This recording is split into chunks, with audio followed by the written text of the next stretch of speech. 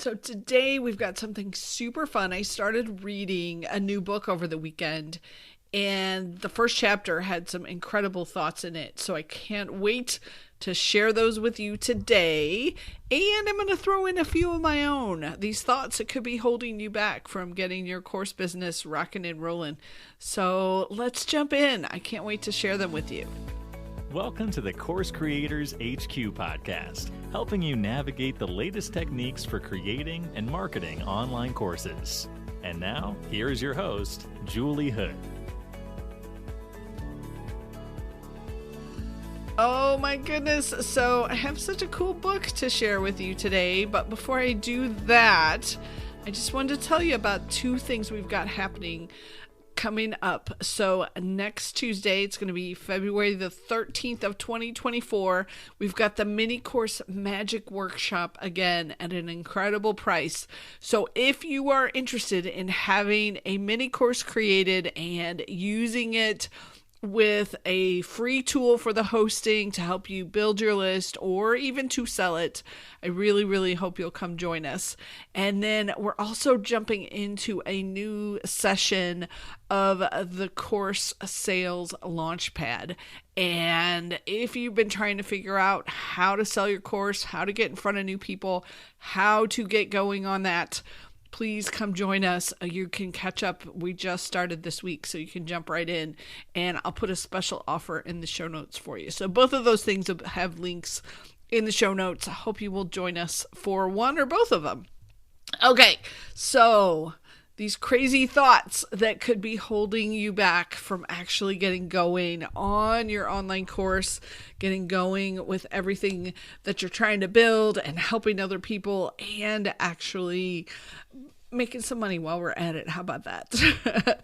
So the new book that I'm reading is called $1 Million Weekend. And I'll tell you, when I first heard that title, I was a little like, oh, really? Like $1 million in a weekend? Okay.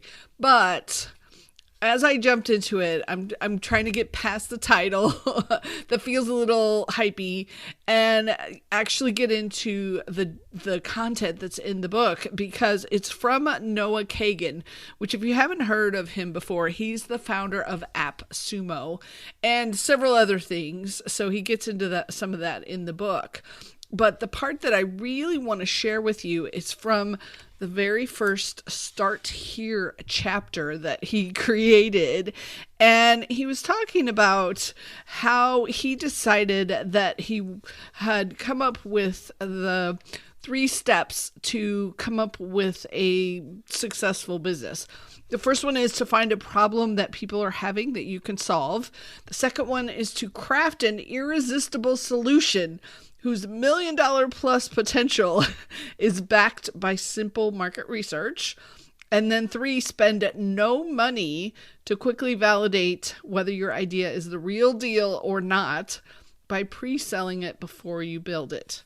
So I'm assuming the whole book will get into more of those, but he then jumps into thinking about how he wanted to help people with this. And so he put together a program, and let me get the details here, because he says early on, everyone who followed the process eventually launched a profitable side hustle or a business. And the problem was that there were 1,000 wannapreneurs in my social media feeds who could never get started. So he was trying to figure out, if you have this information, if you have this training, how come you're not actually doing it? So he had a course that he launched in 2013, how to make $1,000 a month business, and started with 5 different beta testers. And 2 weeks after they got going, he says, I was shocked to discover the entire group practically made 0 progress. So he got them together and then looked at what was holding them back. And this is the part that I thought was so useful, helpful, especially if you recognize yourself in any of these thoughts. So the first one was a fear of starting. And let me explain more a little bit what he says here.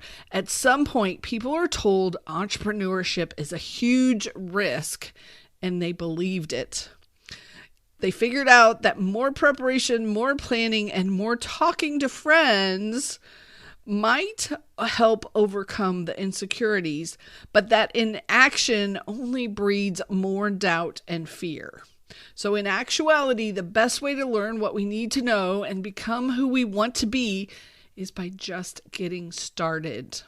Small experiments repeated over time are the recipe for transformation in business and life. And I 100% agree with him that that is what you have to do in order to succeed. You just keep putting experiments out there and offers and putting your course and your content and your helpfulness out into the world, and you see how you can help, what resonates, what people really enjoy. But that is not really what we're taught in school. And so I'll get into that a little bit more in a minute on why I think that's so important. And then the second fear that he found his folks had was a fear of asking. And soon after starting, the fear of rejection emerges. You have some impressive skills, an amazing product, every advantage in the world, and you'll never sell a thing if you can't face another person and ask for what you want. Whether you want them to buy what you're selling or help in another way, you have to be able to ask in order to get. And once you reframe rejection as something desirable, the act of asking becomes a power all its own. So, first thing I want you to ask yourself, if you're struggling to get going, or you're struggling maybe to launch, or you're struggling to even create something or think about moving forward, do either of those come up for you? The fear of starting or the fear of asking and being rejected? Are either one of those coming up for you? If they are, then you can do some journaling and you can do some mindset work and you can do lots of things to help yourself keep moving forward and get past that. But just knowing what's holding you back is often the first biggest challenge. So I also want to add two more things that I have seen coming up for the creators that I'm working with. And the first one is what I call, I can learn myself to success. And let me explain. This is one that I suffered from early on. And I felt like if I just learned enough, if I took enough webinars, if I took enough courses, if I did enough learning and training and getting experience out there, then I would be successful. And I figured out where this comes from. It is from our training as students, as we're growing up. That's what we're taught. Go out, learn from this textbook, memorize these things, get a good grade, and you are successful at school. However, that unfortunately does not work in the business world, because no matter how much I learn, no matter how much I pull in from other people, it's not until I start doing experiments and trying to see if it works for me, if it works for my audience, if I can get in front of the people that are interested. Those experiments are what's required. I can learn for years. And it gives me lots of material to work with. I have lots of ideas, lots of things to try, but it doesn't necessarily guarantee success. So where you have to go with this one is balancing out your learning with what you need to be doing right now. So let me explain. I have this blueprint that I give to my Course Profits Accelerator folks, and it is a list of, these are the things I want you to make sure that you are doing right now at the beginning. And these are all the things that wait until later, when you're at a different level, when you're at a different audience, when you've gotten further along on your path.